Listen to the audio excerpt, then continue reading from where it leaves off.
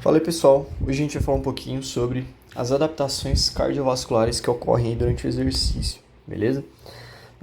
Então, o básico da fisiologia cardiovascular a gente já sabe, se você ainda não viu, volta lá nos vídeos e dá uma assistida, tá? Para ficar com uma revisão. E agora a gente vai falar sobre o que acontece com o nosso coração quando a gente se exercita, beleza? E a gente precisa entender primeiro alguns termos, tá? Então, uma coisa que a gente vai falar bastante quando a gente fala de sistema cardiovascular é justamente o VO2 máximo, tá? Então a gente fala sobre o VO2 máximo e o VO2 de modo geral. Então o que é o VO2? Tá? VO2 máximo. O VO2 máximo está relacionado com a capacidade que a gente tem de absorver, transportar e utilizar o oxigênio, beleza? E aí, quando a gente pensa nesses três componentes, né, a gente tem várias estruturas envolvidas com isso. Então, por exemplo, a captação do oxigênio, né, essa questão de absorção ali, captação, ela vai ocorrer pelo pulmão. Então, a gente tem lá, quando a gente respira, os nossos pulmões eles vão captar esse O2. Aqui a gente vai ter processo de troca, né, a gente vai ter lá a hematose. Então, se a gente for dar um zoom aqui no que acontece, só para a gente dar uma relembrada, a gente tem lá os alvéolos, a gente tem os capilares, e aí por diferença de pressão, o O2 ele vai para os capilares, né, o CO2 ele vai para os alvéolos, e a gente tem sangue rico em oxigênio, tá?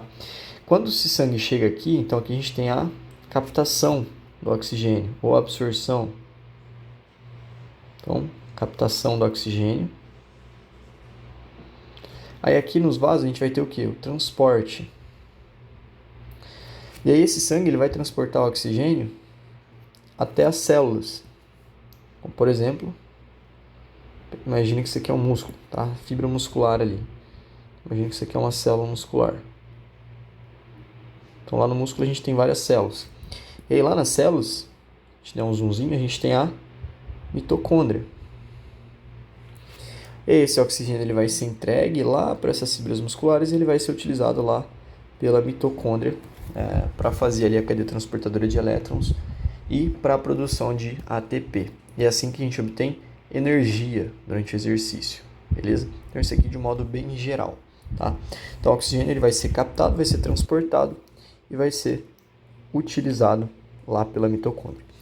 Então, quanto mais eficiente o nosso corpo é em captar, transportar e utilizar o oxigênio, consequentemente maior vai ser o nosso VO2, beleza?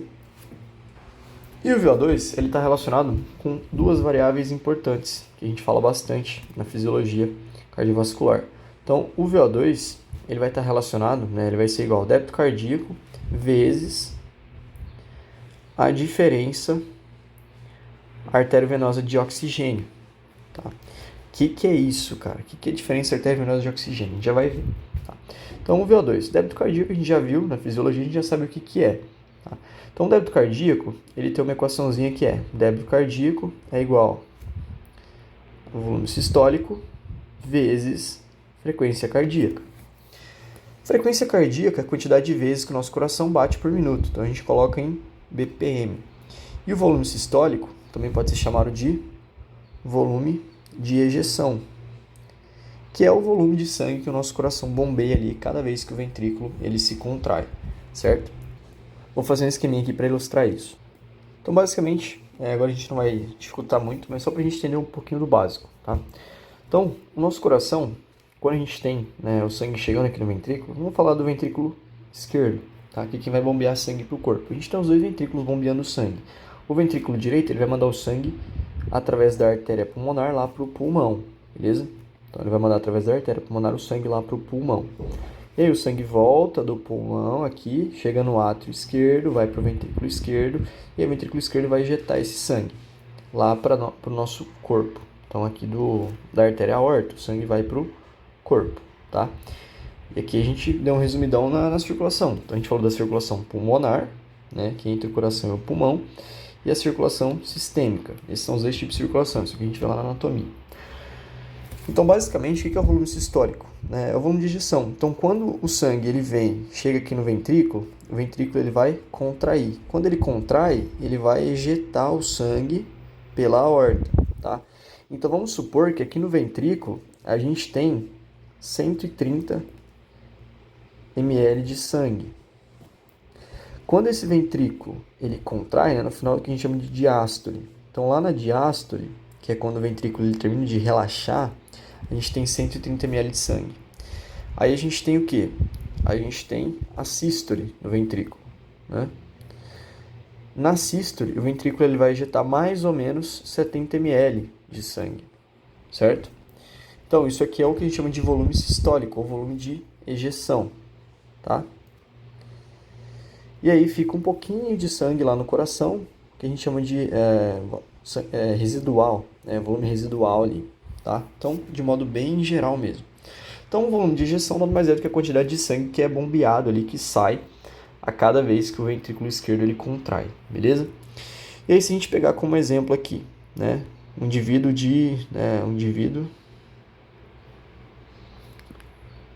não atleta, tá? Que tem 70 quilos. Vamos ver qual que é o débito cardíaco dele em repouso. Então, esse indivíduo está em repouso. O indivíduo de 70 quilos não atleta em repouso, vamos supor que ele vai ter ali um débito cardíaco. Então, ele tem mais ou menos uma frequência cardíaca de 70 batimentos por minuto. Então, a gente pode colocar aqui 70 BPM, né? E cada vez que o coração dele bate, lembra, a gente tem um volume de ejeção aqui de mais ou menos 70 ml de sangue.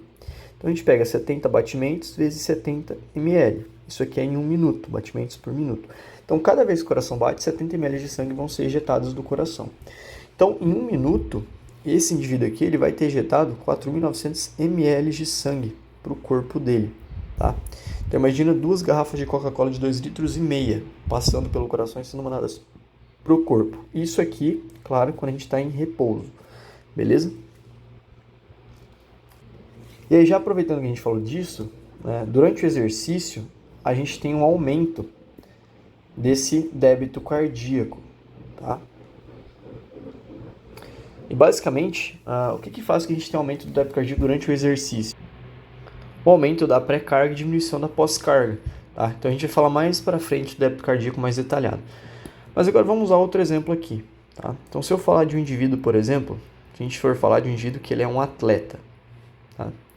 Em repouso, esse indivíduo atleta, ele tende a ter uma frequência cardíaca reduzida. Isso é uma coisa que a gente também vai ver, tá? Então, o atleta, ele tende a ter uma diminuição da frequência cardíaca dele. Então, vamos supor que a frequência cardíaca dele, o débito cardíaco dele vai ser igual à frequência cardíaca, que vai ser 50 BPM em repouso, e o volume sistólico dele também é aumentado. Então, ao invés do coração dele ejetar 70 ml, ele consegue ejetar 100 ml. Então, o débito cardíaco de um indivíduo atleta em repouso vai ser de 5.000 ml, então 5 litros mais ou menos, tá? Então, mesma coisa ali que o indivíduo em repouso. Qual que é a diferença? Que o coração dele ele bate muito menos do que o indivíduo não atleta, se a gente for comparar esses dois indivíduos aqui, beleza? Então, nesse caso, o indivíduo atleta, o indivíduo treinado, ele tem adaptações cardiovasculares, que a gente vai ver depois, que fazem com que o coração dele consiga ejetar mais sangue e trabalhe menos. Então, ele tem uma diminuição da frequência cardíaca porque o coração dele fica mais eficiente.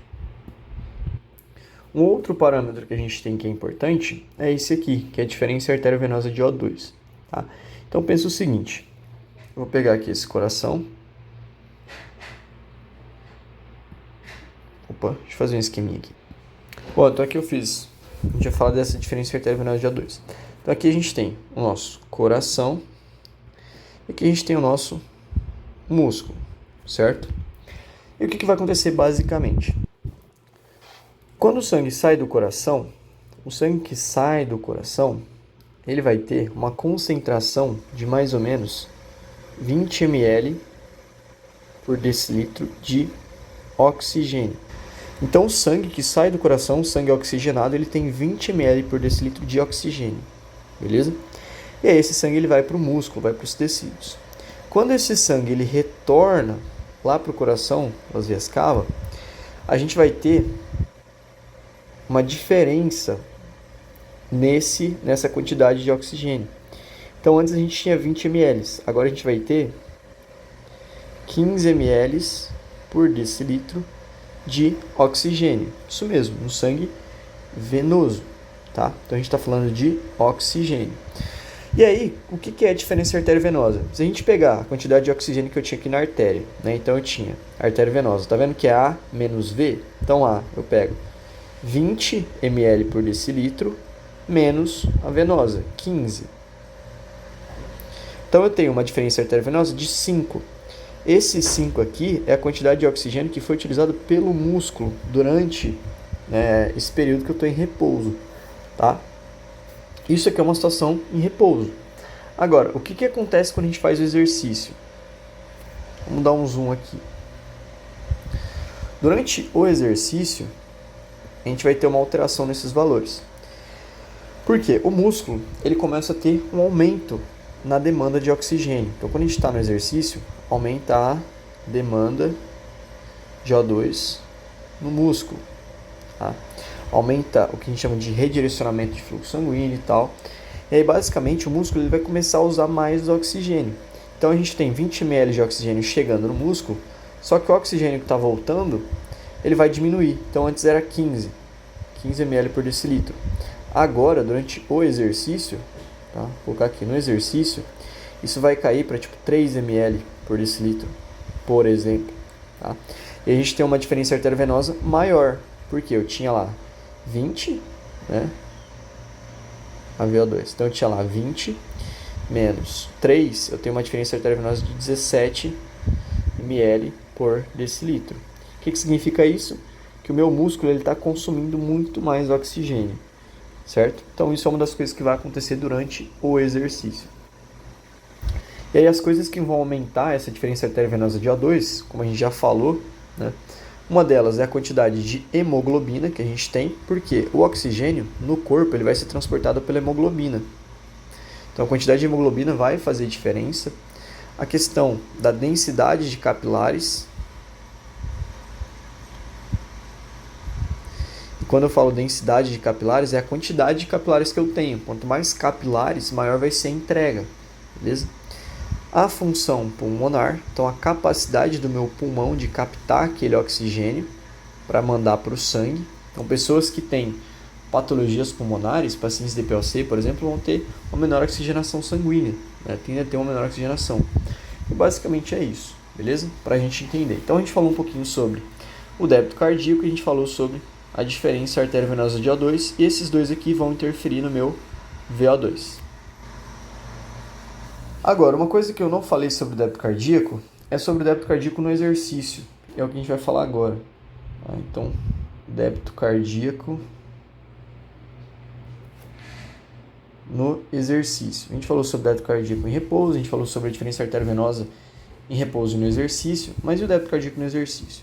Então, a gente já falou que o débito cardíaco ele é igual à frequência cardíaca vezes o volume sistólico, que é o volume de ejeção. Em repouso, a gente viu que o débito cardíaco ele é de mais ou menos 5 litros por minuto. Durante o exercício, esses valores eles podem aumentar muito. Então, esses valores eles podem chegar, por exemplo, a 25 litros por minuto. Ou até mais, dependendo do nível de treinamento de um indivíduo. E como é que a gente faz para chegar em 25 litros? A gente tem um aumento desses dois parâmetros aqui, tá? Então, durante o exercício, a gente tem um aumento da frequência cardíaca e um aumento do volume sistólico. Então, isso aqui é o que acontece no exercício.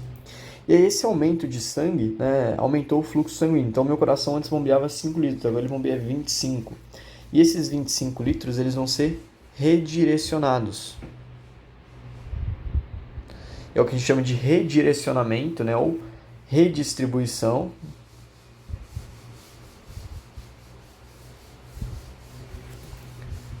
do fluxo sanguíneo. E eu vou fazer um esqueminha aqui e já volto. Bom, agora sim. Então, aqui do lado a gente tem, né, dois gráficos, que eu já vou explicar o que é cada um. Então, aqui do lado a gente tem essa pizzazona aqui que representa o indivíduo em repouso, fluxo sanguíneo em repouso. E aqui a gente tem o que representa o fluxo sanguíneo no exercício, certo? Vamos até destacar elas, colocar umas corzinhas aqui para ficar mais legal. Repouso, exercício. Isso aqui representa o fluxo sanguíneo, tá? Então, se a gente pegar nessa primeira imagem aqui, quando a gente está em repouso, a gente tem mais ou menos 5 litros de sangue sendo ejetados por minuto, tá? Esse é o nosso débito cardíaco em repouso. Desses 5 litros, a gente tem mais ou menos 1 litro e 300, né, 1.350 ml indo para o fígado, a gente tem 1 litro e 100 ali indo para os rins, a gente tem uns 350 ml indo para outros tecidos, a gente tem cerca de 700 ml indo para o nosso sistema nervoso central, mais ou menos uns 300 ml indo para a pele, 200 ml indo para o coração, né? E a gente tem ali 1 litro de sangue indo para os músculos, beleza? E se a gente fosse considerar esses valores em porcentagem, a gente tem 27% do nosso fluxo sanguíneo indo para o fígado, 22% indo para os rins, 7% para outros tecidos, 14% para o sistema nervoso central, 6% para a pele, 4% para o coração e cerca de 20% do fluxo indo para o músculo esquelético, beleza? Isso aqui em repouso. Então a gente tem uma grande distribuição, né? Quase metade do nosso sangue, do nosso fluxo sanguíneo, né, se a gente for pensar aqui, vai para vísceras, né? Para ajudar ali, por exemplo, nos processos de repouso, de digestão, né, no funcionamento visceral, dentre outras coisas, beleza? Uma porcentagem relativamente pequena, né, 1/5 ali vai para a musculatura esquelética. Agora, se a gente for olhar desse outro lado aqui, né, a gente está comparando repouso versus exercício. No exercício, a gente tem um débito cardíaco de mais ou menos 25 litros por minuto. Então, a gente tem 5 vezes mais nesse exemplo, tá? Lembrando que pode chegar até 40, até mais que isso, tá? E aí a gente tem uma porção aqui que representa ao sangue que vai para vários tecidos. Então, a gente tem que o fígado ele vai receber mais ou menos 500 ml, né? O rim vai receber 250 ml. Outros tecidos, né, como por exemplo a pele e tal, vão receber ali mais ou menos uns 700 ml. Né? O sistema nervoso central, 100 ml. Pele, 600 ml. E o coração vai receber aqui 1 litro, 1000 ml ali de sangue. Tá? Tudo isso aqui, se a gente for pegar tudo isso aqui junto, vai corresponder a mais ou menos 16% do fluxo sanguíneo, tá? Que vai ser igual a 4 litros. 21 litros de sangue, eles vão ser mandados para o músculo esquelético, o que vai corresponder a mais ou menos 84% do fluxo sanguíneo. Então, por que eu coloquei essas porcentagens, esses números? Precisa gravar isso? Não, lógico que não.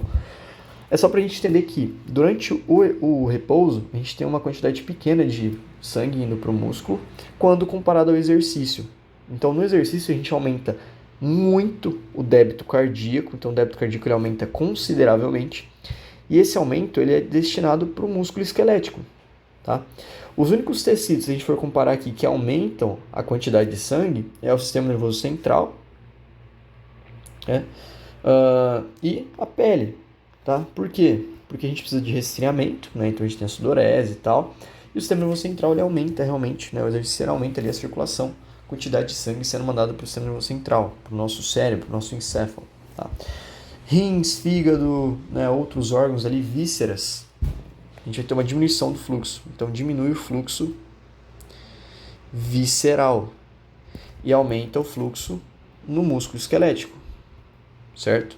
Então isso é o que a gente chama de redistribuição do fluxo sanguíneo.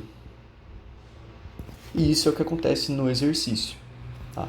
Então, a gente tem uma diminuição do fluxo para outras regiões e um aumento do fluxo principalmente para o músculo esquelético, para que ele consiga ter nutrientes, né? Porque o sangue ele vai entregar O2, glicose, aminoácidos, entre outras coisas que o músculo vai necessitar durante o exercício. E basicamente é isso. Bom, agora continuando, a gente vai falar um pouquinho sobre alguns parâmetros hemodinâmicos aí, tá? Vamos falar um pouquinho sobre também a frequência cardíaca, Então, o que é essa frequência cardíaca? Qual que é a importância da gente saber a frequência cardíaca? Para que a gente usa? Né? E também vamos falar sobre a pressão arterial. Frequência cardíaca, primeiro. A frequência cardíaca, né, que a gente conhece aí como FC, né, a gente abrevia ela para frequência cardíaca, ela pode ser avaliada, né, de várias formas. A principal delas é pelo que a gente chama de frequência de pulso. Tá? Então, como é que a gente vê a frequência cardíaca do indivíduo? A gente pode medir pela frequência de pulso. Então, a gente pega pontos específicos anatômicos, né, onde a gente tem pulsação. Tá? Então, frequência de pulso a gente pode medir, por exemplo, nas artérias carótidas, a gente pode medir na artéria braquial, ali na região do cotovelo, né, mais medial ali, próximo do bíceps, né? A gente pode medir na artéria radial, a gente pode medir até mesmo, um pouco mais difícil, né, a artéria femoral, tibial, posterior, lá na perna, enfim, entre outros. Esses aqui são os principais, né, que a gente mais usa. E a gente vai usar isso aqui para quê? Essa frequência de pulso? Para avaliar a frequência cardíaca. Então, a gente usa para avaliação frequência cardíaca, beleza? E a frequência cardíaca, ela tem alguns padrões. Então, se a gente fosse pensar, a frequência cardíaca média é algo em torno de 60 a 100 batimentos por minuto. Isso em adultos, tá? Bebês, por exemplo, recém-nascidos, eles têm até uma frequência cardíaca muito mais alta, acima de 150, 100 e pouco, tá? Então, para homens, a gente tem valores médios aí de frequência cardíaca recomendados, né, entre 60 a 80 BPM, né? Para mulheres, em torno de 70 a 90. E para crianças, como eu falei, 90 a 120. O coração das crianças ele tende a ser mais acelerado mesmo, beleza? E claro, vários fatores vão influenciar nessa frequência cardíaca, né? A idade influencia, o sexo influencia, como a gente viu aqui, o nível de aptidão aeróbia de um indivíduo, né? Então, se eu pego um indivíduo destreinado e um treinado, o indivíduo treinado ele tende a ter uma frequência cardíaca menor em repouso. Tá? E aí a gente tem algumas formas de predizer a frequência cardíaca máxima a partir disso. Tá? Então, a gente tem a frequência cardíaca e a gente tem 3 tipos de frequência cardíaca que a gente vai falar. Vamos colocar aqui. Então, a gente tem a frequência cardíaca máxima, a gente tem a frequência cardíaca de repouso, a gente tem a frequência cardíaca que a gente chama de reserva e a frequência cardíaca alvo. Isso aqui a gente utiliza para prescrição de atividade física para os indivíduos.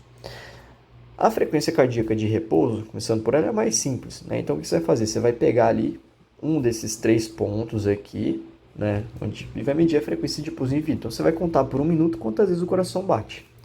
Então, vamos usar como exemplo aqui, um indivíduo que tem 60 batimentos por minuto em repouso. Então, 60 BPM, tá? É um indivíduo, né, treinado ali, certo?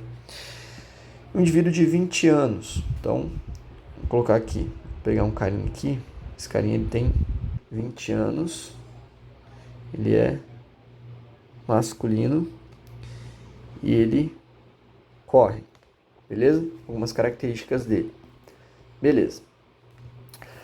A frequência cardíaca máxima, a gente tem várias formas de a gente predizer ela, tá? Algumas das equações, a equação mais comum é aquela 220 menos a idade, tá? Isso aqui é uma equação. A gente tem outras equações também, como por exemplo, frequência cardíaca máxima igual a 210 menos 0,65 vezes a idade. Tem várias outras. Essas duas aqui são as principais que a gente usa. A mais comum é essa, 220 menos a idade. Então, se a gente for pegar esse indivíduo que tem 20 anos, a frequência cardíaca máxima dele vai ser 220 menos 20, vai ser igual a 200. Então, 200 é a frequência cardíaca máxima predita. Por quê? Isso é uma predição. Tá? Então, são valores aproximados ali. Então, aproximadamente.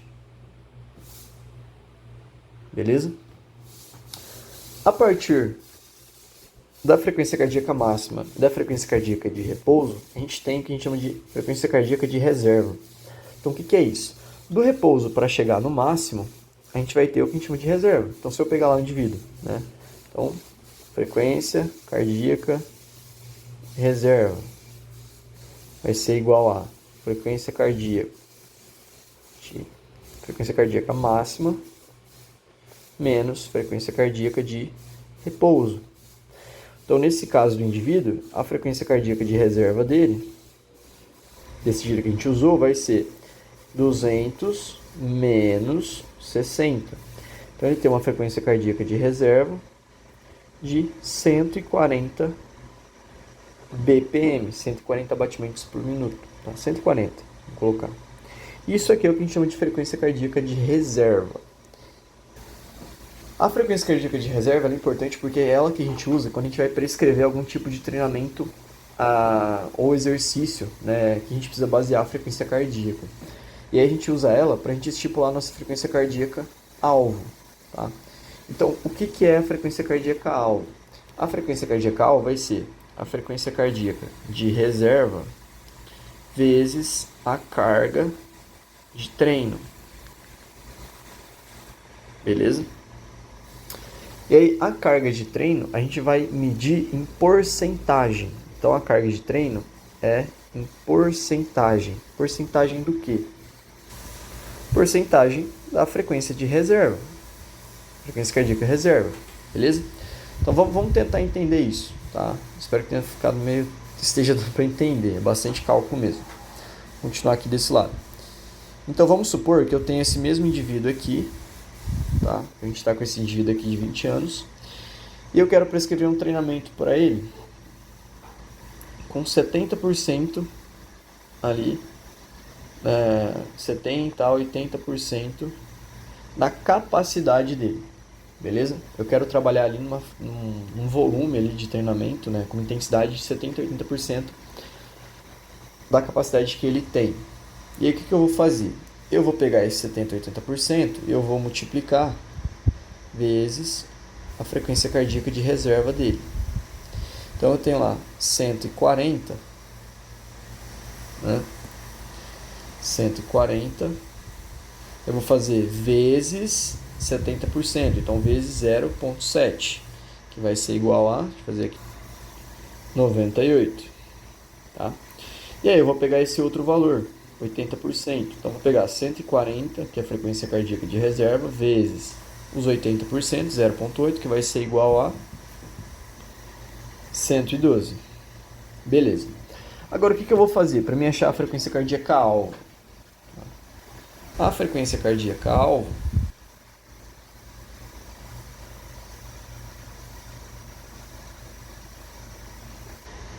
vai ser esses valores aqui mais o repouso, certo? Então, vou pegar lá 60 mais 98, repouso, e esse aqui seria, né, 70% de intensidade, que vai ser igual a 158. E eu vou pegar 60 mais 112, que vai ser igual a 172. Isso aqui corresponde a 80%.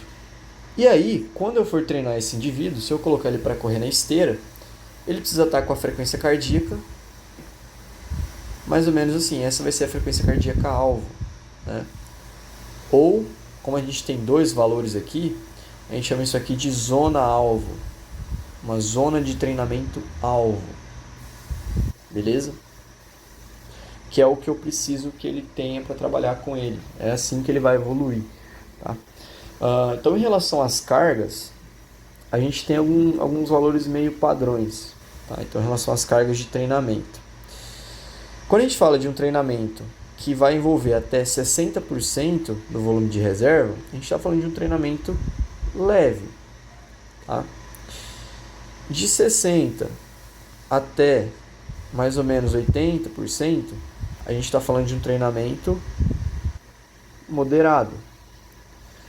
E acima de 80%, a gente já está falando de um treinamento mais intenso. Beleza? Então, se eu tenho um atleta de corrida, de alguma coisa assim, eu vou prescrever um treinamento para ele baseado nesses percentuais de frequência cardíaca de reserva, beleza? E aí, quando a gente pensa em exercícios aeróbios, né, eles vão ser aí nessa faixa de até 80%, tá? Então, até 80% a gente tem exercícios predominantemente aeróbios. Acima disso, a gente tem exercícios mais anaeróbios, beleza? Então, só para a gente entender por que a gente usa a frequência cardíaca, qual que é a importância dela, tá? Então, a gente falou um pouquinho sobre frequência cardíaca máxima, como predizer, frequência cardíaca de repouso, reserva e frequência cardíaca alvo. E aí, como determinar as zonas alvo, zona alvo de treinamento, beleza? Então, você pega duas porcentagens, então eu pego lá entre 70% e 80%, né? Quando a gente fala de uma zona, é muito difícil você ficar 70%, no caso aqui seria 158. Não tem como o cara ficar em 158 todo momento. Então, quando a gente pega uma zona-alvo, ele tem que ficar entre 158 e 172. Então, às vezes, ele vai estar com batimento 160, 165, 170, né? Isso vai variar. Mas ele não pode ficar abaixo de 158 nem acima de 172. Ele tem que ficar dentro dessa zona de treinamento, beleza? E agora a gente vai falar sobre uma outra variável que é importante, que é a pressão arterial.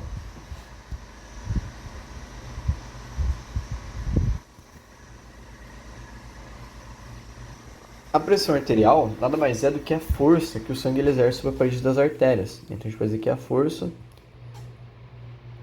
que o sangue ele exerce sobre as paredes das artérias.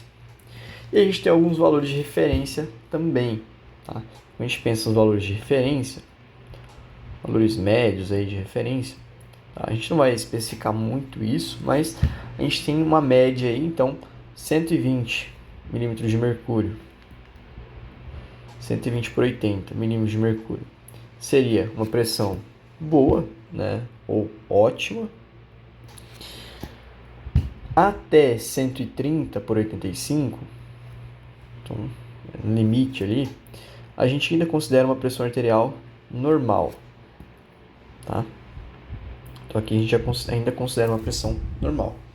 Lógico, a pressão arterial vai variar muito também, de acordo com o indivíduo, de acordo com o tamanho do indivíduo, o peso do indivíduo, né, o sexo e tal, várias coisas vão influenciar, a quantidade de massa muscular que ele tem, dentre outros fatores. Acima de 130, né, então até 139, 89 milímetros de mercúrio, a gente tem o que seria uma pressão limítrofe. Então isso aqui é limítrofe. Por quê? Acima desse valor aqui, a gente já considera hipertensão, tá? Então, acima de 140 por 90 milímetros de mercúrio, a gente já considera o indivíduo hipertenso. Já tem hipertensão. E aí tem vários graus de hipertensão, né? Isso aqui seria um grau 1. A gente também tem o grau 2, que daí vai ser, se não me engano, acima de 160 por 100. E o grau 3, né, 180 aí por 110 e por aí vai. Beleza? Então esses são os valores médios aí. O que acontece? Durante o exercício, né, se a gente for pensar aqui, no caso do exercício, a pressão arterial ela tende a aumentar durante o exercício. Principalmente quando a gente fala exercícios que envolvem grandes grupamentos musculares e membros inferiores. Então aqui a gente tem a pressão arterial, né, aqui milímetros de mercúrio.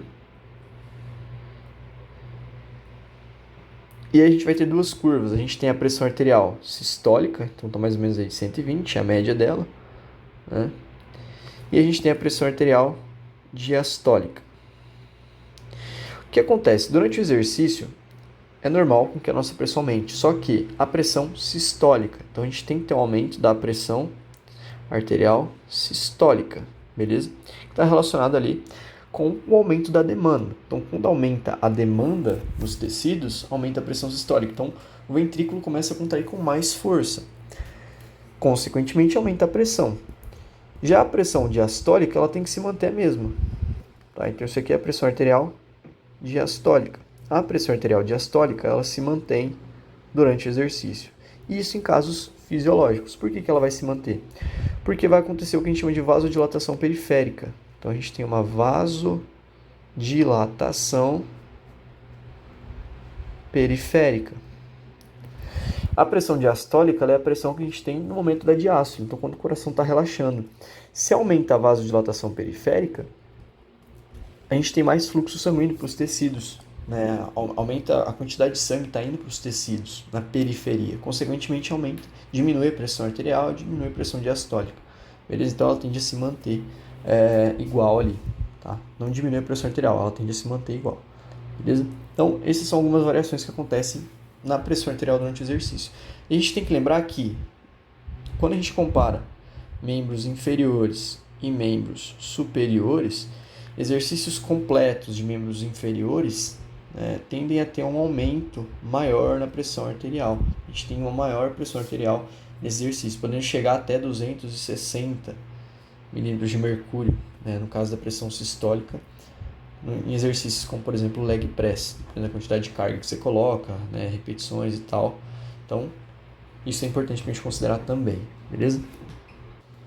Bom, basicamente é isso. Continuando aqui agora, a gente falou um pouquinho lá no começo sobre o VO2, né? A gente falou sobre o VO2, vamos falar também um pouquinho sobre os valores de referência do VO2. Acabei esquecendo de citar. Então, valores de referência para o VO2 máximo. Quando a gente pensa no VO2, a gente já falou o que é, né? E o VO2 está relacionado com a longevidade do indivíduo e qualidade de vida também. Então está relacionado com longevidade e também qualidade de vida. Por quê? Porque está relacionado com a função cardiovascular. Então quanto maior o seu VO2, melhor é a sua função cardiovascular. Então indivíduos que têm um VO2 mais alto tendem a viver mais do que indivíduos com VO2 mais baixo. E a gente tem alguns valores médios. Então, quando a gente pensa na média de VO2 para indivíduos normais, tá? A gente não está falando de atleta de rendimento, nada. Indivíduos, como por exemplo aqui homens que praticam atividade física e tal, são indivíduos ativos, né? A gente tem valores médios ali de 43 ml por quilo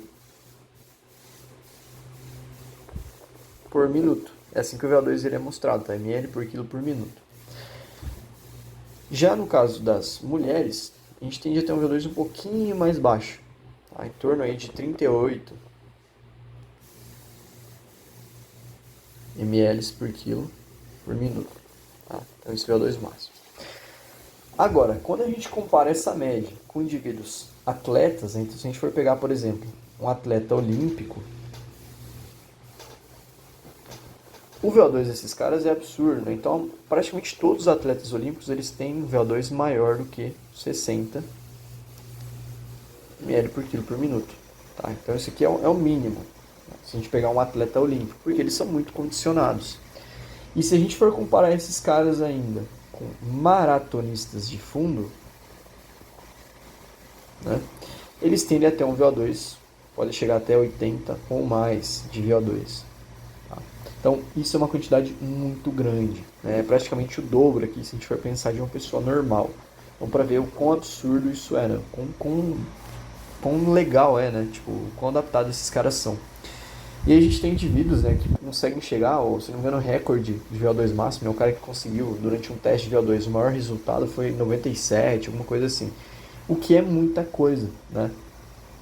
Então, basicamente é isso, só pra gente ter ideia de alguns valores de referência, porque agora a gente vai falar de ajustes cardiovasculares mais especificamente, tá? Então, vamos falar sobre os ajustes cardiovasculares.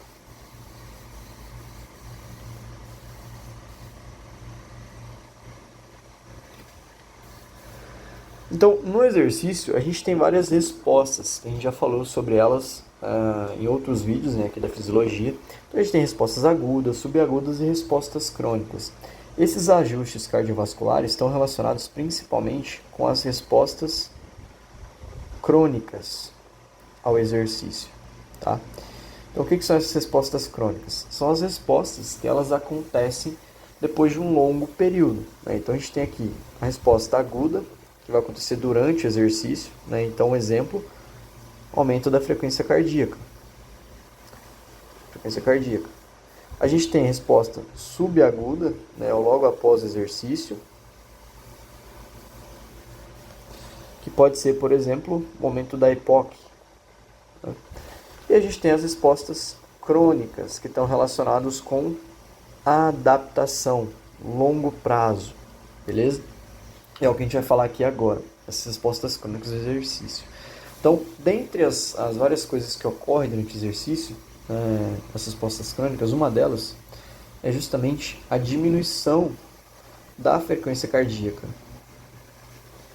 tanto em repouso quanto frequência cardíaca máxima. Tá? Por que diminui a frequência cardíaca em repouso? Primeiro, através de várias adaptações que acontecem no exercício, o coração ele vai ficar mais eficiente. Então a gente tem um aumento do volume sistólico, por exemplo, e a gente tem uma diminuição da atividade do sistema nervoso simpático. Tá? A gente vai falar mais disso depois, sistema nervoso simpático, parasimpático, variabilidade cardíaca, mas basicamente a gente tem uma diminuição do sistema nervoso simpático como adaptação a longo prazo do exercício. Outra coisa que acontece é o aumento do volume sistólico e, consequentemente, do débito cardíaco. Tá? E esse volume sistólico aqui, ele vai aumentar por conta tanto do retorno venoso, que aumenta, né, o que a gente chama de pré-carga, diminuição da pós-carga, e hipertrofia cardíaca. Então a gente vai falar disso mais detalhado. E além disso, a gente tem um aumento da contratilidade ventricular. E um aumento aí, né, ou hipertrofia ventricular. Beleza? Então vamos começar com essa variável aqui do volume sistólico. O que é o volume sistólico? O volume sistólico a gente já falou, volume de ejeção. Mas basicamente esse aumento do volume sistólico ele vai acontecer por duas coisas. Primeiro, a diminuição que a gente chama de pré-carga, quer dizer, o aumento, né, do que a gente chama de pré-carga. Tá? Então, para quem não lembra o que é a pré-carga está relacionado com uma coisa que a gente vê lá na fisiologia, que é a lei de Frank-Starling. Né? Então, quando a gente faz o exercício, a gente tem um aumento da nossa bomba venosa. Então a gente tem um aumento do retorno venoso. Se tem mais sangue retornando para o coração, a gente tem um aumento do estiramento da parede ventricular. Aumento e estiramento do ventrículo. E quando o ventrículo estira, ele contrai com mais força. E aí aumentar a força de contração. Contraindo com mais força, a gente tem um aumento do volume sistólico. Então isso aqui é a lei de Frank-Starling, certo? Lembra lá do retorno venoso, né? A bomba muscular? Por que a gente tem mais retorno venoso? Por conta da bomba muscular, então os músculos comprimindo ali os vasos, aí fazendo com que o sangue retorne, e a pressão abdominal, que fica negativa e auxilia também nesse retorno, tá? A pressão torácica ali. Aí a gente tem estiramento ventricular por conta desse retorno, né? Então imagina que eu tenho lá meu ventrículo esquerdo e o ventrículo direito. Né? O que acontece? Eu tenho mais sangue retornando aqui. O que acontece? O ventrículo ele vai estirar mais. E aí, quando ele estira mais, lá no coração a gente tem as fibras de... A gente tem os sarcômeros lá, né? Então a gente tem as linhas Z e tal, a gente tem as moléculas de miosina, a gente tem a actina, né? E a gente tem a mesma coisa que acontece no músculo, né? Quanto mais estira, maior é a força na hora de contrair, tá? Então estirou mais, maior contração, maior volume sistólico, maior ejeção. Então isso é a diminuição, o aumento da pré-carga. E outra coisa que a gente tem é a diminuição da pós-carga. O que é a pós-carga? A pós-carga ela é causada, ela é exercida por conta da pressão arterial. Então é a pressão arterial que exerce essa pós-carga. Tá? Então imagina assim, eu vou fazer de uma forma mais simples aqui. Então a gente tem o coração. O coração, deixa eu fazer o coração bonitinho. Pera aí, eu já... Bom, então tá aqui. Imagina que a gente tem um retorno venoso, né? Conforme o sangue ele vai chegando aqui ao coração, passa pelo átrio, chega no ventrículo, a gente vai tendo um aumento da quantidade de sangue aqui. Tá? A pressão dentro do ventrículo, ela tende a ser mais ou menos 80 milímetros de mercúrio, que é igual à pressão da artéria aorta, por exemplo. A pressão da aorta é de 80 milímetros de mercúrio. E o que acontece? Conforme o sangue ele vai chegando, a gente vai tendo aumento do volume sanguíneo aqui da quantidade de sangue, E aí o ventrículo começa a contrair. Quando o ventrículo contrai, o que acontece com a pressão? Aumenta a pressão. Então essa pressão ela vai aumentar. Ela vai para 100, depois ela vai para 120. E aí quando ela chega em 120 milímetros de mercúrio, essa pressão do ventrículo ela é maior do que a pressão da artéria aorta. Se a pressão do ventrículo é maior que a da artéria aorta, o sangue ele vai fluir de onde tem maior pressão para onde tem menor pressão. E aí ele vai para a aorta, né, e tal, sai aqui do ventrículo, depois o ventrículo vai, relaxa, a pressão ela volta a ser pequena. Beleza? Basicamente é isso. Agora o que acontece? Né? Vamos supor que eu tenho... Isso é uma diminuição da pós-carga. Né? Por quê? O que acontece no exercício? Aqui eu tenho lá o sangue aqui e tal, 120, né, a pressão aqui.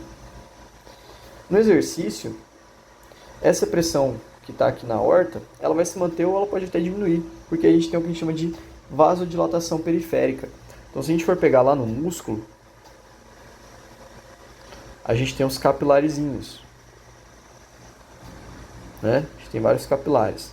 Esses capilares, quando a gente está em repouso, eles ficam fechados. Tem uma portinha aqui bloqueando esses capilares. E o que acontece? No exercício, essa portinha abre, esses esfíncteres dos capilares abrem. E aí o sangue ele consegue fluir. Isso aumenta o fluxo sanguíneo. Tá? Então esse aumento do fluxo sanguíneo faz com que essa pressão aqui na aorta ela se mantenha ou até diminua. E aí, como o ventrículo ele começa a contrair com mais força, essa pressão no ventrículo ela pode chegar a 160, né, 180, sei lá, 200 milímetros de mercúrio. E aí quando essa pressão ela aumenta, a gente aumenta o volume sistólico, então injeta mais sangue. Tá? Por quê? Se eu diminuo a pressão da aorta e aumenta a pressão do ventrículo, vai injetar mais sangue. Então esses são os dois fatores relacionados aí a esse volume sistólico, beleza?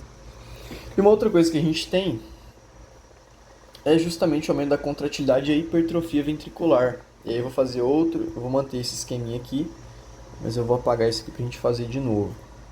Então o que acontece com o ventrículo? No caso da hipertrofia. Então vamos lá. Primeiro, a gente tem diferentes tipos de hipertrofia. A gente tem hipertrofia, a gente fala de hipertrofia ventricular. A gente tem hipertrofia patológica, que está associada a uma condição ruim, tá? Uma doença, alguma coisa.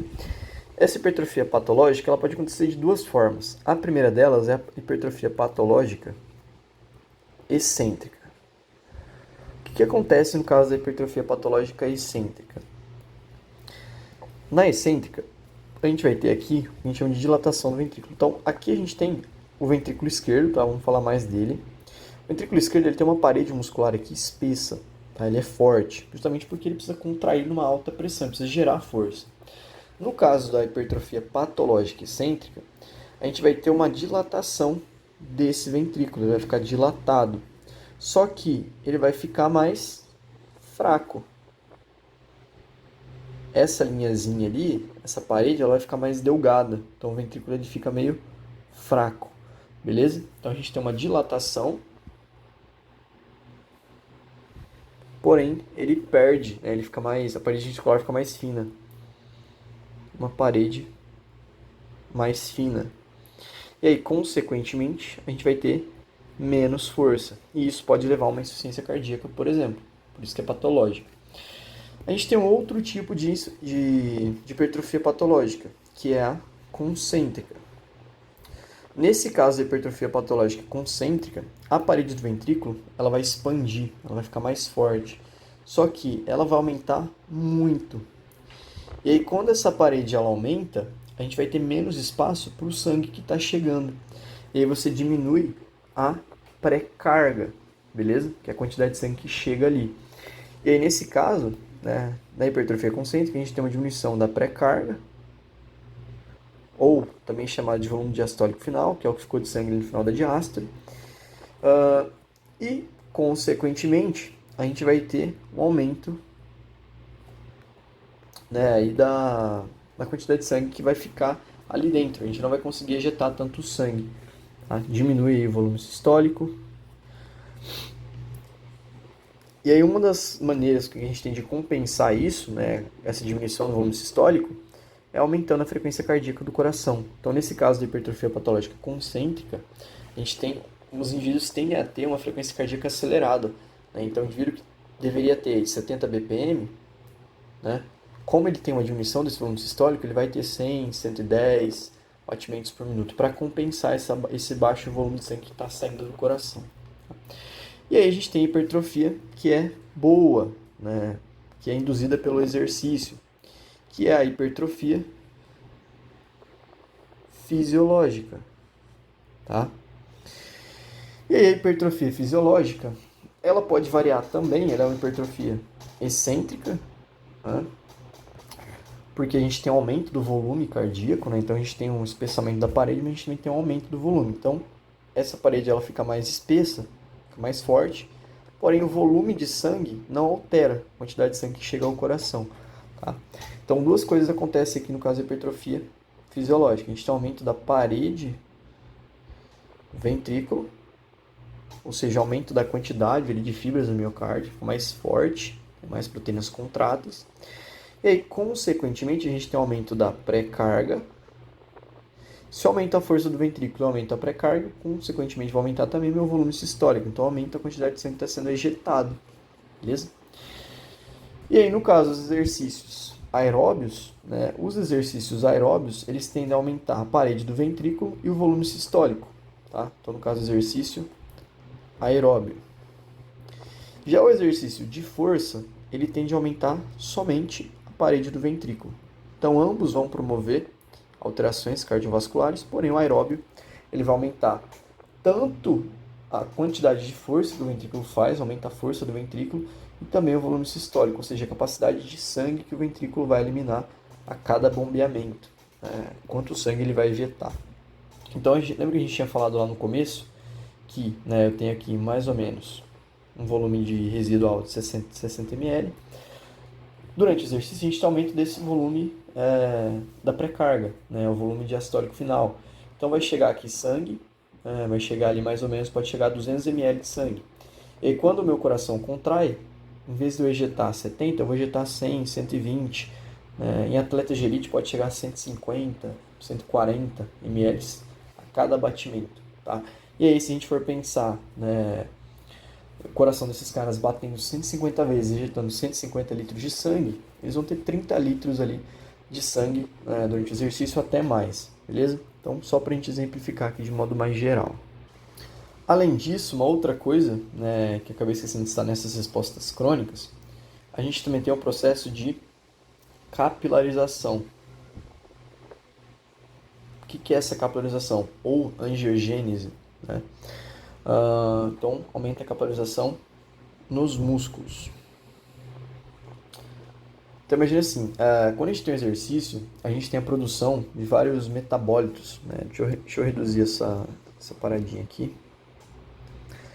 Então, a gente aumenta a capilarização dos músculos. Então, o exercício, ele faz com que a gente tenha um aumento da circulação, ele gera um aumento dos metabólitos no músculo. Isso faz com que as fibras musculares elas aumentem a produção de óxido nítrico.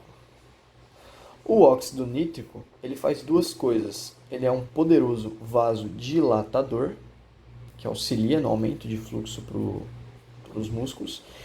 E ele também é uma molécula que ele vai indicar um processo de angiogênese, que é a formação de novos vasos. Então imagina que aqui eu tenho uma fibra muscular, tenho várias fibrazinhas musculares, né? E aí eu tinha um capilarzinho aqui. E aí durante o exercício o sangue passava por esse capilar. Aí o que acontece? Com o passar do tempo, a gente começa a ter novos estímulos. Então a gente começa a ter mais capilares sendo formados. Aumenta a quantidade de capilares. Aumenta a quantidade de capilares. E aí se eu aumento capilares, eu aumento a entrega de nutrientes, a entrega de oxigênio, eu aumento o fluxo sanguíneo, tá? Então o meu músculo ele fica mais eficiente, então aumenta a minha eficiência, tanto na entrega quanto na utilização do oxigênio, tá? Junto com esse aumento da capitalização dos músculos, também vão acontecer coisas dentro do músculo, né? Então a gente tem, por exemplo, o aumento da quantidade de mitocôndrias. Então as mitocôndrias que estão nas fibras musculares, elas vão aumentar ou de tamanho, ou a gente vai ter a síntese de mais mitocôndrias. E quem faz a síntese de mitocôndrias é o núcleo da célula, tá? A mitocôndria não gera outros, mas o núcleo ele pode fazer a síntese de mais mitocôndrias. E também as enzimas oxidativas. Então tudo isso vai acontecer durante o exercício. Tudo isso são adaptações aí que ocorrem no exercício, beleza? Principalmente o exercício aeróbico. Então a gente falou sobre as adaptações, né, que acontecem. A gente vai falar de um outro princípio do exercício, que é o destreinamento. Então, se a gente for pensar nos princípios do exercício físico, a gente tem a questão da sobrecarga, que gera adaptação, individualidade biológica, né? E um desses princípios é o destreinamento. Então, quando a gente tem um exercício, a gente gera uma sobrecarga ou um tipo de estresse que gera uma adaptação, que gera uma melhora da função ou aumento da capacidade. Só que, se eu paro de fazer o exercício, se eu destreino, se eu tenho um destreinamento, eu paro de dar esse estresse, eu paro de ter adaptação, e aquela capacidade que aumentou, ela vai diminuir. Então eu perco a capacidade que eu tinha adquirido. Beleza? Esse é o principal princípio. Esse é o princípio do treinamento.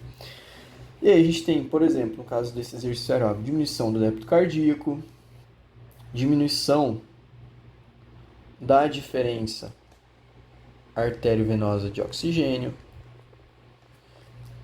diminuição do VO2 máximo.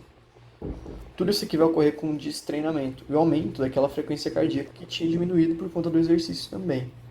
Beleza? E aí a gente tem um declínio das funções fisiológicas com o envelhecimento também. Quando a gente pensa nas nossas funções fisiológicas,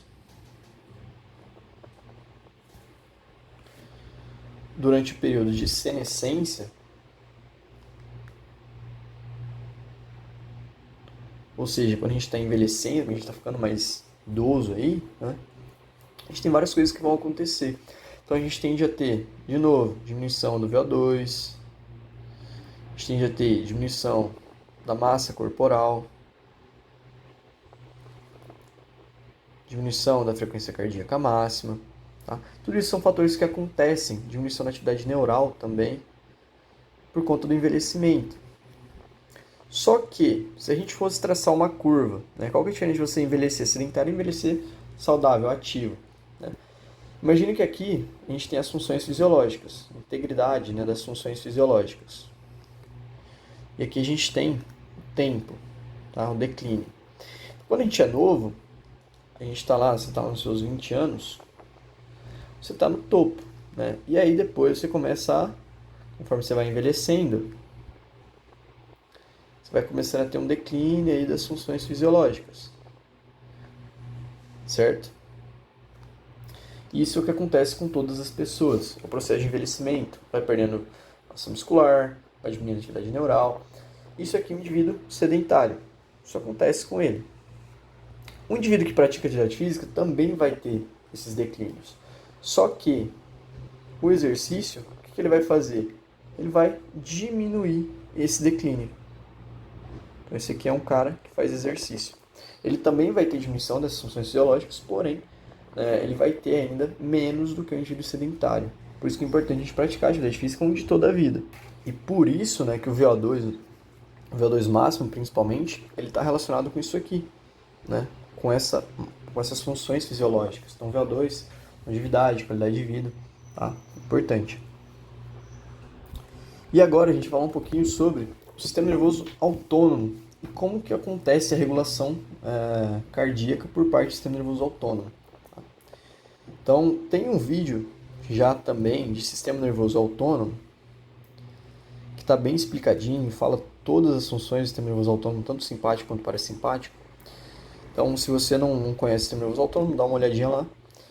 Mas agora a gente vai falar mais especificamente, né, do controle ali, por exemplo, da pressão arterial, né, ali, frequência cardíaca e tal.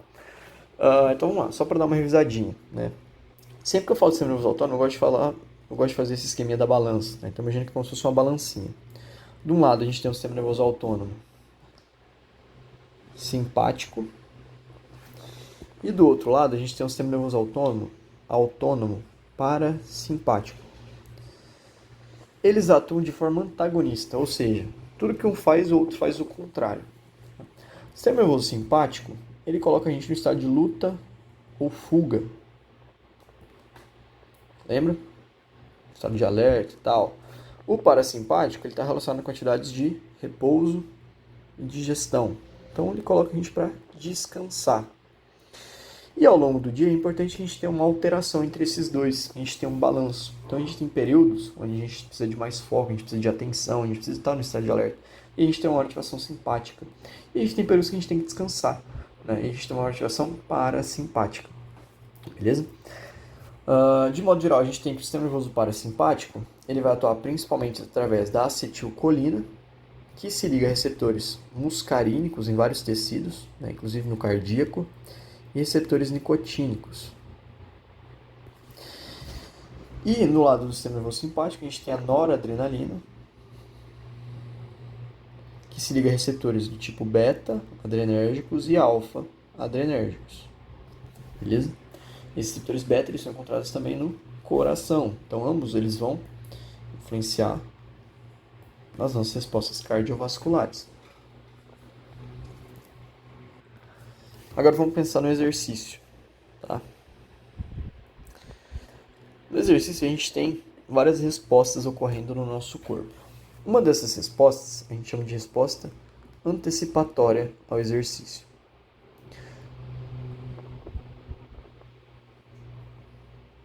Então, o que é uma resposta antecipatória? O próprio nome diz, antecipatória, vai ocorrer antes do início do exercício. Então, imagine que você está numa pista e você vai correr 100 metros. Tá? Antes de você iniciar essa prova de 100 metros, o seu coração ele aumenta, você aumenta a frequência cardíaca, você pode começar a ter uma sudorese, né? Enfim, você vai ter várias coisas aumentando, vários parâmetros aumentando, aumento da sua ventilação. E por que isso vai acontecer? Por conta de um aumento já da atividade do sistema nervoso simpático.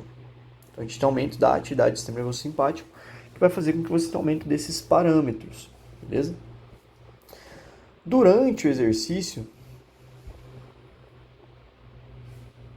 a gente também tem uma maior ativação simpática. Né? Então, a gente tem mais o sistema nervoso simpático do que o parasimpático atuando.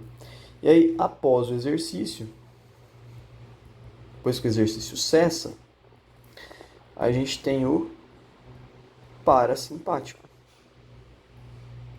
Porque a gente já acabou, agora a gente precisa descansar. E aí, o que o sistema nervoso simpático vai fazer, basicamente? Tá? Então, lembra lá que a gente tem, vou fazer um esqueminha aqui no nosso cérebro. Vou fazer um esqueminha aqui rapidão, só para a gente entender como que funciona esse controle simpático ali. Tá? Então, no exercício, a gente tem o nosso córtex motor, essa resposta antecipatória. Então, na resposta antecipatória, a gente tem o córtex motor enviando estímulos para o tronco encefálico. Então, aqui é o córtex motor. Ele vai se comunicar com o tronco encefálico. E lá no tronco encefálico, a gente tem os centros do sistema nervoso autônomo. Tá? E aí a gente vai ter essa comunicação com os neurônios do sistema nervoso simpático. E aí o que eles vão fazer? A gente vai ter projeções de neurônios eferentes simpáticos indo lá para o nosso coração, se ligando a receptores, se não me engano são beta 1, não lembro agora, mas receptores beta. E a gente tem um aumento da frequência cardíaca, um aumento da contratilidade cardíaca. Tá? Eles se ligam a dois receptores. Aumenta tanto a frequência quanto a contratilidade do coração. A gente vai ter também essas fibras, né, durante o exercício, essas fibras simpáticas indo lá no tecido adiposo e aumentando, por exemplo, a mobilização dos ácidos graxos. Então, mobilização dos ácidos graxos para serem utilizados como fonte de energia para o exercício. A gente vai ter essas fibras indo também lá no nosso fígado e aumentando o processo de glicogenólise, né, de gliconeogênese, produção de glicose. E também lá nos vasos sanguíneos.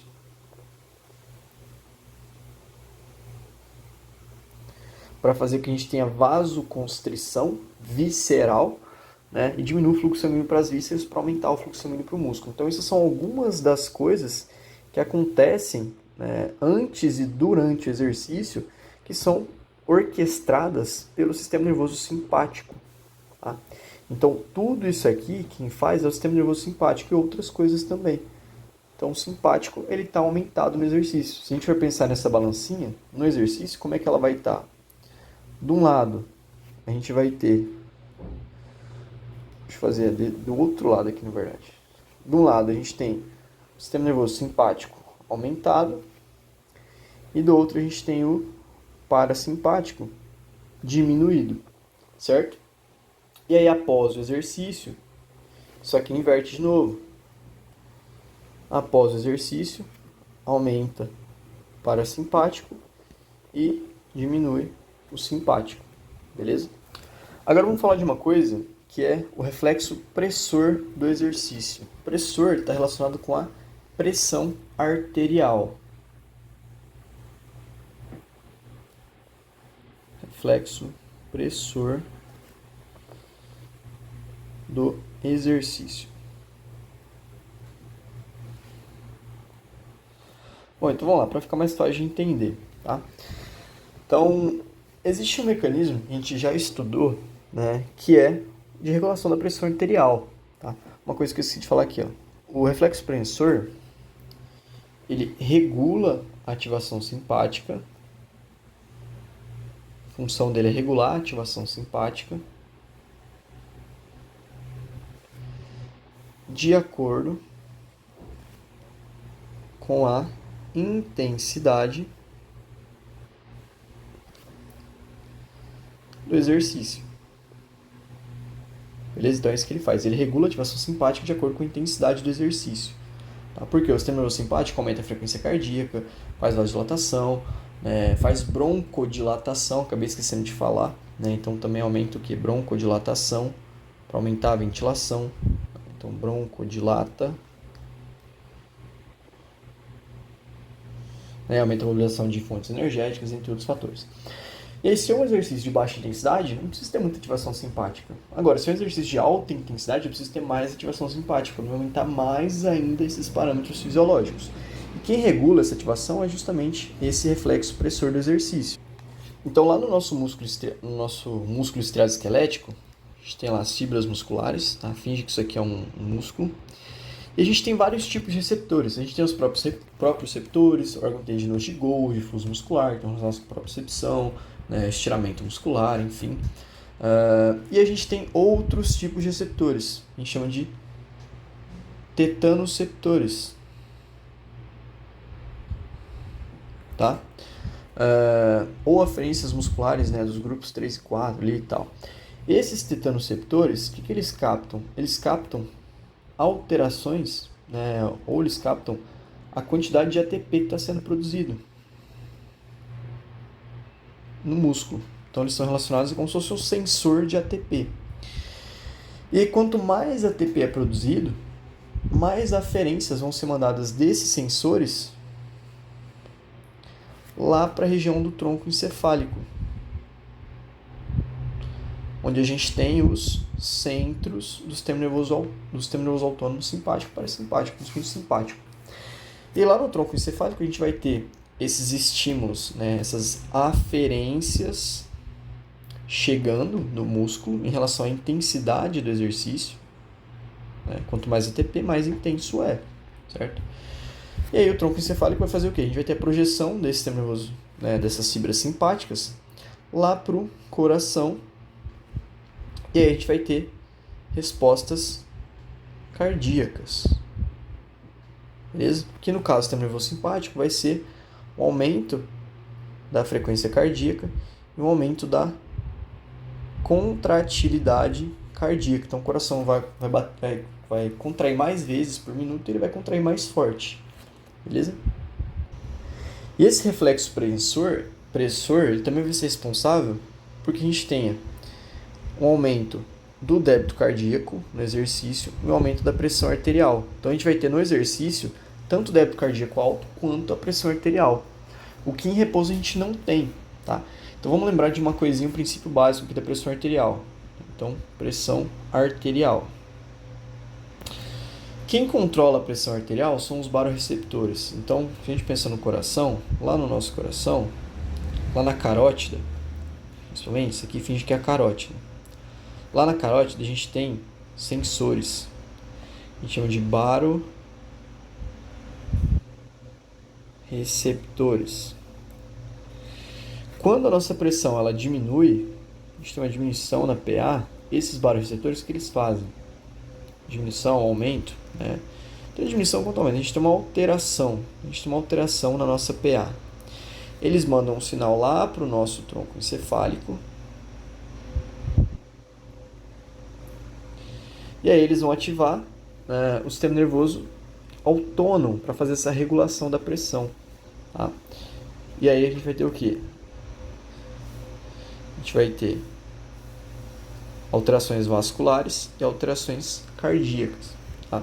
Então vamos supor que a gente tem uma diminuição da pressão arterial. O que vai acontecer? A gente vai ter um aumento do débito cardíaco. A gente tem um aumento do débito cardíaco e aí, consequentemente, você tem a PA normal, volta ao normal. Por quê? Se diminuir a pressão nas artérias, significa que eu tenho menos fluidos ali. E aí eu aumento o débito cardíaco, aumento a quantidade de fluidos, a quantidade de sangue, a pressão tende a voltar ao normal. Se eu tenho um aumento da minha pressão arterial, eu tendo a ter uma diminuição do débito cardíaco. Por quê? A pressão arterial já está aumentada. E aí eu diminuo a quantidade de sangue que eu estou mandando, a pressão tende a normalizar. Tá? Isso aqui é o fisiológico. Quem regula isso aqui é o que a gente chama de reflexo baroreceptor. Baroreceptor. Então são esses carinhas aqui, esses baroreceptores que captam essa alteração na PA, mandam um sinal para os centros autônomos que fazem esse controle, né? E aí a gente tem a regulação dessa pressão arterial. O que acontece no exercício? No exercício, tem que continuar aqui embaixo. Durante o exercício, a gente tem um débito cardíaco alto e uma pressão arterial alta. E aí imagina se esse reflexo baroreceptor tivesse ativado. Né? A gente ia ter toda hora pressão aumentando, reflexo para diminuir a pressão, débito cardíaco aumentado, não ia ter como, isso não seria possível, não ia ter como isso acontecer. E aí, o que acontece no exercício? No exercício, a gente tem o que a gente chama de reflexo pressor sendo ativado. Esse reflexo pressor, ele vai, de certa forma, inibir o reflexo baroreceptor. Tá?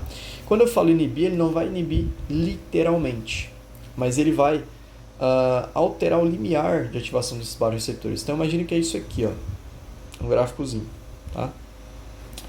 Então a gente tem, vou ver aqui, ajuste baroreceptor. Aqui a gente tem frequência cardíaca de um lado e aqui a pressão arterial. Quando a nossa frequência cardíaca, quando a nossa pressão arterial aumenta, a frequência cardíaca diminui, certo? Então aqui, ó, aumentou PA, diminuiu a frequência cardíaca, certo? E o que acontece? Isso aqui é o que acontece com os baroreceptores no exercício. Então essa aqui é a ação do baroreceptor em repouso. Isso aqui é ele no exercício. Essa distância entre essas duas linhas é o que a gente chama de mudança no ponto de ajuste, ou uma alteração no ponto de ajuste.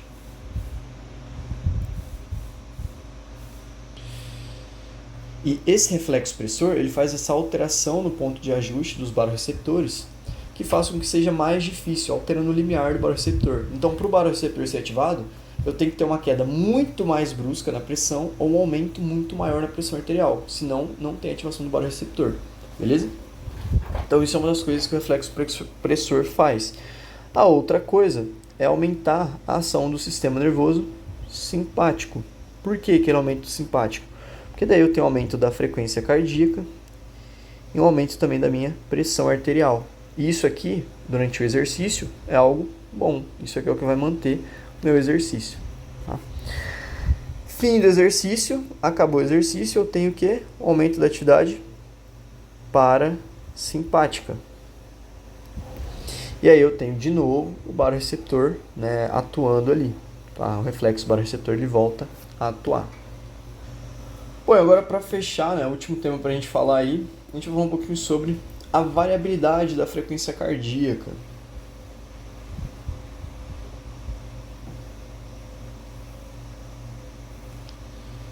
Variabilidade da frequência cardíaca. Então vamos lá. Quando a gente fala da frequência cardíaca, a gente tem algumas formas de a gente avaliar. Então quando a gente faz lá um eletrocardiograma, a gente tem as ondas mais ou menos assim, né?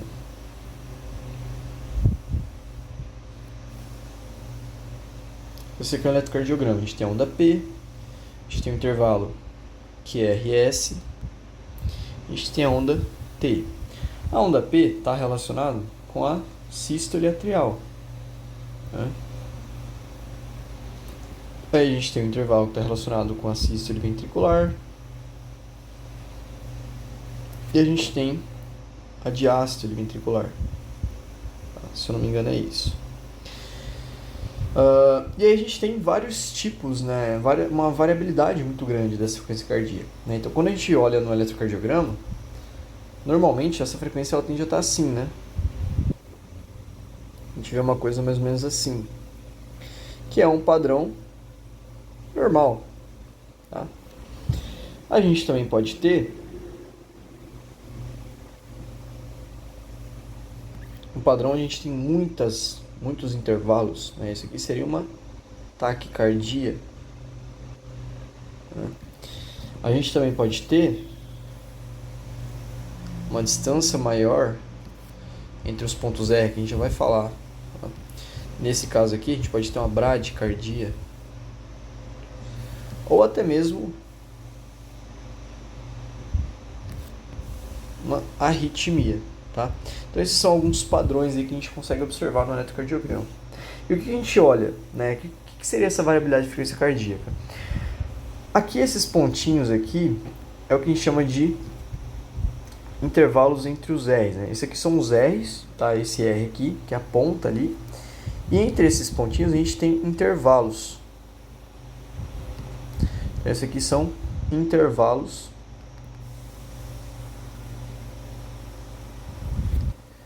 entre os R. Esses intervalos eles vão variar muito de um para o outro. Então aqui eu posso ter um intervalo X, aqui outro, Y, aqui outro. Tá? Então nunca é o mesmo tempo. Tá? Se a gente for pensar em tempo ou distância desses intervalos, sempre vai variar. Isso se chama de variabilidade cardíaca. Só que essa variabilidade ela está relacionada com vários fatores. Dentre eles, o balanço autonômico, ou balanço do sistema nervoso autônomo. Tá? Então lembra que a gente tem a balancinha lá, né? De um lado eu tenho o sistema nervoso simpático. O sistema nervoso simpático ele faz o quê? Ele acelera o meu coração. Ele pisa no acelerador, ele acelera o meu coração. E o parasimpático, o que ele faz? Ele freia o meu coração. Fisiologicamente falando, tá? Eu vou citar alguns exemplos aqui, para a gente entender isso aqui. Calma que já vai dar para entender. Vou citar alguns exemplos aqui. O que é o comum? O que é o saudável? O saudável, o indivíduo saudável, ele deveria ter uma maior ativação do sistema nervoso parasimpático e uma menor ativação do sistema nervoso simpático. Tá? Nessa situação aqui, a gente tem uma maior variabilidade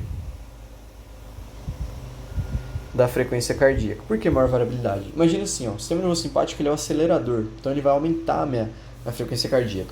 O parasimpático ele vai fazer o quê? Ele vai tentar inibir o simpático, ele vai frear. Então o coração aumenta um pouquinho, já vem alguém e diminui. Aumenta um pouquinho, vem alguém e diminui. Aumenta a frequência, vem e diminui. Simpático aumenta, parasimpático vai diminuir. Tá? Então isso é considerado saudável. Então, por exemplo, numa situação, se a gente for pensar que considerar 24 horas, quando eu faço um exercício, o simpático ele aumenta. Né? Então no exercício, aumenta o simpático. Acabou o exercício, o parasimpático vem e diminui, tá? Aumenta o parasimpático, diminui a ação do simpático. E aí a gente tem uma grande variabilidade. Se a gente for pensar no indivíduo, por exemplo, né, um indivíduo que ele é hipertenso. O indivíduo hipertenso, ele tende a ter uma menor variabilidade. Por quê? O coração dele tem um baixo volume sistólico. E aí uma das formas de você compensar isso é batendo mais rápido. Então, o sistema nervoso simpático dele vai estar aumentado e o parasimpático vai estar diminuído. Se o simpático está aumentado e o parasimpático está diminuído, lembra que o simpático ele acelera, ele é o acelerador. Então o coração dele vai estar lá, alta frequência cardíaca. E não vai ter ninguém para frear, porque o parasimpático não vai conseguir frear, não vai conseguir diminuir essa frequência cardíaca. E aí ele tem uma baixa variabilidade da frequência cardíaca, porque vai estar sempre aumentada, beleza? E aí quando a gente pensa nessa questão da variabilidade da frequência cardíaca, né, o correto é que a gente tenha um parasimpático maior do que o simpático, beleza? É o que é considerado saudável. Porque a gente sempre vai ter um freio para esse acelerador, a gente sempre vai ter o parasimpático atuando contra o simpático. E essa variabilidade de frequência cardíaca ela vai estar relacionada principalmente com a intensidade do treinamento. Então ela é muito utilizada para avaliar a intensidade de treinamento, resposta do atleta ao treinamento, né, quando a gente pensa na fisiologia do exercício. E aí a gente tem que, quanto maior a intensidade do exercício, menor vai ser a variabilidade da frequência cardíaca após o exercício. Por quê? Porque se é um exercício de muita intensidade, mesmo depois do exercício, eu ainda vou ter uma alta ativação do sistema nervoso simpático, uma baixa ativação do parasimpático. Tá? Então, nesse caso aqui, a gente tem uma menor variabilidade. E aí a gente tem uma relação também, que é bem utilizada, principalmente por atletas, que é a relação da frequência cardíaca alta pela frequência cardíaca baixa. E é mais ou menos o que os relógios, né, que tem mediador de estresse usam. Tá? Então, quando você pensa nisso, você lembra daquele relógio que mede o estresse. Então, o que é isso? Você pega lá ao longo de 24 horas, né? A frequência cardíaca baixa seria uma frequência cardíaca ali de repouso, né? Uma frequência cardíaca, sei lá, 60 BPM. E aí vamos supor que você não está fazendo exercício, né? Mas você tem um aumento da sua frequência cardíaca para, sei lá, 170, 120, né? Dobrou a frequência cardíaca, sei lá, 95 BPM. Você está estudando, fazendo uma coisa estressante, ou passou por alguma situação estressante, você está aumentando a frequência cardíaca, né? A frequência cardíaca alta. Ou então você teve um treino muito intenso. Após esse treino muito intenso, sua frequência cardíaca está 85 BPM. Né? Se a gente for fazer uma relação, frequência cardíaca alta baixa, a gente tem 85 por 60, né? A gente vai ter um valor lá menor que 0, menor que 1. Né? Enfim, eu vou colocar valores aqui, mas basicamente a gente faz uma relação, né? Se eu tiver mais frequência cardíaca baixa, né? Se eu tiver um aumento da minha frequência cardíaca baixa ali nessa relação, se for mais positivo para o lado da frequência cardíaca baixa, é sinal de que eu tenho uma maior ativação parasimpática, que é bom. Se eu tiver uma maior relação de frequência cardíaca alta, é sinal de que eu tenho maior ativação simpática. Isso pode indicar que o meu atleta ele não está, né, ele está no estado de fadiga, ele está no estado de muita ativação simpática, então ele está no estado de estresse. Né, e a gente pode utilizar a estratégia de recovery para a recuperação desse atleta. Tá? Então, é um parâmetro importante para a gente avaliar. E eu vou colocar um gráfico bem legal da aula, né, numa aula que eu tive de fisiologia de exercício sobre isso, para exemplificar. Então tá aqui essa imagem, eu acho que é mais fácil de entender com ela. Tá? Então o que a gente vê aqui? A gente tem 4 grupos. Tá? Então a gente tem aqui primeiro, que mostra um grupo sedentário. O que é esse gráfico aqui? Aqui, lembra daquele intervalo RR? Aquele intervalo que a gente viu entre as ondas lá? Então esse aqui é aquele intervalo RR. Entre uma onda e outra. Tá? O que a gente observa? Indivíduos sedentários, tá? Quando esses pontinhos estão juntos, significa que a gente tem uma baixa variabilidade. Então esses intervalos RR eles estão muito próximos um do outro. Tá? Isso indica uma baixa variabilidade. Já os indivíduos treinados, ó, tá vendo que os pontos eles estão espalhados, então a gente tem pontos em vários lugares diferentes. Isso significa que eles têm uma alta variabilidade, certo? Uma alta variabilidade de frequência cardíaca. E aí a gente tem esse OT1 e OT2. O que seria esse OT1 e OT2? Isso aqui são indivíduos que estão em um estado de overtraining. Então aqui um overtraining inicial. O que a gente tem? A gente tem uma diminuição da variabilidade cardíaca. Se eu tenho uma diminuição, significa que eu tenho aqui um aumento do sistema nervoso simpático. Então uma situação de estresse prolongado, né? Diminuição ali de couve, uma fadiga, né? Que são fatores que levam a esse overtraining. Nesse caso aqui, dessa alta variabilidade, esse indivíduo treinado, a gente tem uma alta ativação do sistema nervoso parasimpático, tá? Está contrabalanceando a ação do simpático. Então aumenta, diminui, a gente tem o freio sempre parando. Aqui não, aqui eu não tenho freio, aqui eu só tenho acelerador. E aí se isso continua, a gente tem aqui esse indivíduo chegando no estado ainda pior de overtraining, né? E a gente tem uma alta fadiga, a gente tem uma maior ativação simpática e, né, a gente consegue ver que tem pouca variabilidade, porque os pontinhos eles estão todos juntos aqui, beleza? Então, basicamente é isso. E aí a gente encerra, né, esse vídeo aí sobre adaptações do sistema cardiovascular.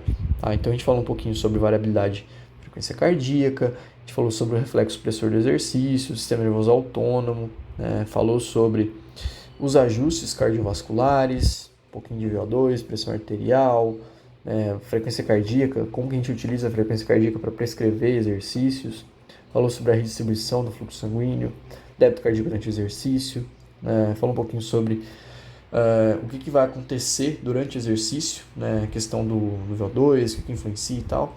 E basicamente é isso. Então espero que esse vídeo tenha ajudado. Qualquer coisa é só mandar as dúvidas aí e valeu, até o próximo.